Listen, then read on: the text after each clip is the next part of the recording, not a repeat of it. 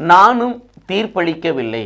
இயேசு கிறிஸ்துவுக்குள் பிரியமான என் சகோதர சகோதரிகளே, நிமிட நட்சத்திரிக்கு இயேசுவின் நாமத்தில் நான் உங்களை அன்போடு அழைக்கிறேன். நானும் தீர்ப்பளிக்கவில்லை.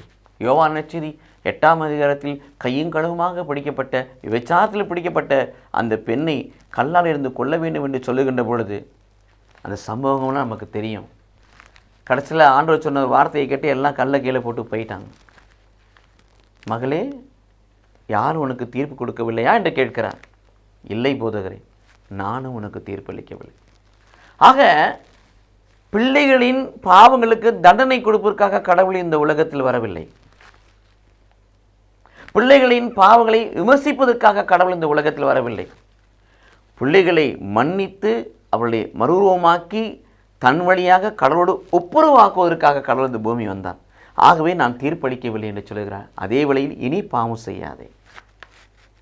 இது இயேசு கிறிஸ்துவுக்குள் பிரியமான இயேசு தீர்ப்பிட வரவில்லை, திருந்தி வாழ்வதற்கான வாழ்வை கொடுக்க வந்தவர் நம் ஆண்டவராகிய இயேசு கிறிஸ்து என்பதை நாம் அறிந்து கொள்ள வேண்டும், அறிக்கை செய்ய வேண்டும். ஆம் பிரியமானவர்களே, ஆகவே தான் மத்தேயு நட்சத்திரி 7ஆம் அதிகாரத்தில் வாசிக்கின்ற பொழுது தீர்ப்புக்கு உள்ளாகும் மனிதா, தீர்ப்புக்கு உள்ளாகும் மனிதா, பிறரை தீர்ப்பிடாதே. நாம் பிறரை கை நீட்டி தீர்ப்பிடுகின்ற பொழுது ஆள்காட்டி விரல் மற்றவரை தீர்ப்பிட்டாலும் கட்ட விரல் வானத்தை நோக்கி நிற்கிது. மற்ற 3 விரல் நம்மை தீர்ப்பிடுகிறது. ஒரு விரல் நமக்கு எதிரில் இருப்பவரை தீர்ப்பிட போகின்ற பொழுது அந்த 3 விரலும் நம்மை தீர்ப்பிடுகிறது. பிரியமானவர்களே, தீர்ப்புக்கு உள்ளாக மனிதா, பிறரை தீர்ப்பிடாதே, நீ தீர்ப்புக்கு உள்ளாவா என்று சொல்லுகிறார். இயேசு கிறிஸ்து நானும் தீர்ப்பிடவில்லை என்று சொல்லுகிறார். மட்டுமல்ல பிரியமானவர்களே, யோவான் நட்சத்திரி 12ஆம் அதிகாரம் 48 இறுதி நாட்களில் என் வார்த்தையே தீர்ப்பிடும் என்று சொல்கிறார். வார்த்தையை கேட்டு வாழ்கிற வாழ்வுதான் நம்ம தீர்ப்பிடப் போகிறது.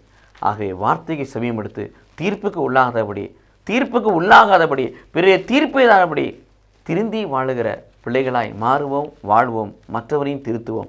கடவுள் நம்மை ஆசீர்வதிப்பாராக. ஆமென்.